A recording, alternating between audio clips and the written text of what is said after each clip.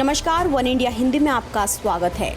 किसानों और विपक्ष के भारी विरोध के बाद आज राज्यसभा में किसान बिलों को पारित कर दिया गया है।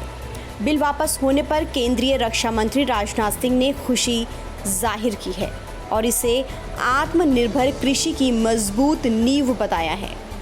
राजनाथ सिंह ने रविवार को अपने ऑफिशियल ट्विटर हैंडल पर लिखा कि आज राज्यसभा में 2 ऐतिहासिक कृषि विधेयकों के पारित होने के साथ भारत ने आत्मनिर्भर कृषि की मजबूत नींव रखी है।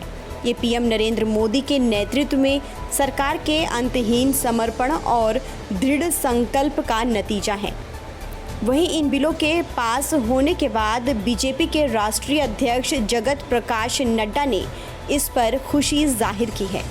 जेपी नड्डा ने कहा कि प्रधानमंत्री नरेंद्र मोदी के नेतृत्व में सरकार ने किसानों को अन्याय से आज़ादी दिलाई है, जिसे किसान पिछले 70 सालों से झेल रहे हैं।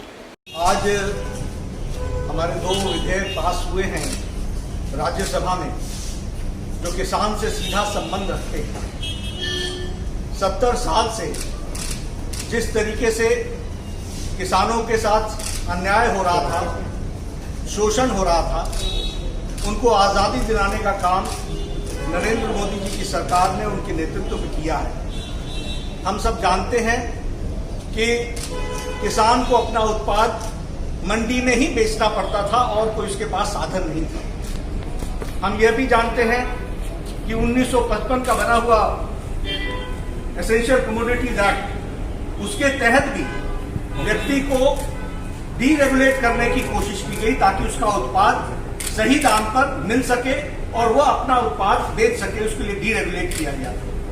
लेकिन यहाँ जो हमारी विपक्षी पार्टी है, वो किसान विरोधी, उन्होंने किसानों का विरोध किया और विरोध के साथ साथ उनको जो ये नई आजादी प्रधानमंत्री जी के नेतृत्व में मिली है, उसको रोकने का कुठाराघात किया और कुत्सित प्रयास किया।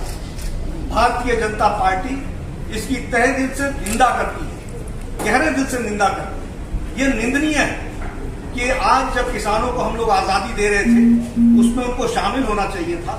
शामिल होने के बजाय उन्होंने बिल पास करने को रोकने का हर प्रयास किया और इतना ही नहीं, प्रजातांत्रिक व्यवस्था को भी डिस्टर्ब करने का प्रयास किया, जिसकी भारतीय जनता पार्टी निंदा करती है। नड्डा ने ये भी कहा कि आखिर राहुल गांधी और कांग्रेस किसानों को सशक्त होते देखना क्यों नहीं चाहते। कांग्रेस ने किसानों के सशक्तिकरण के लिए कभी कोई रिफॉर्म्स नहीं किया। उसके पास ना इसके लिए सोच थी, ना ही इच्छा शक्ति। किसानों और गरीबों को गुमराह कर राजनीति करने की कांग्रेस की पुरानी आदत रही है। कांग्रेस के दोहरे चरित्र से किसान वाकिफ हैं, वो अब उसके बहकावे में आने वाले नहीं हैं।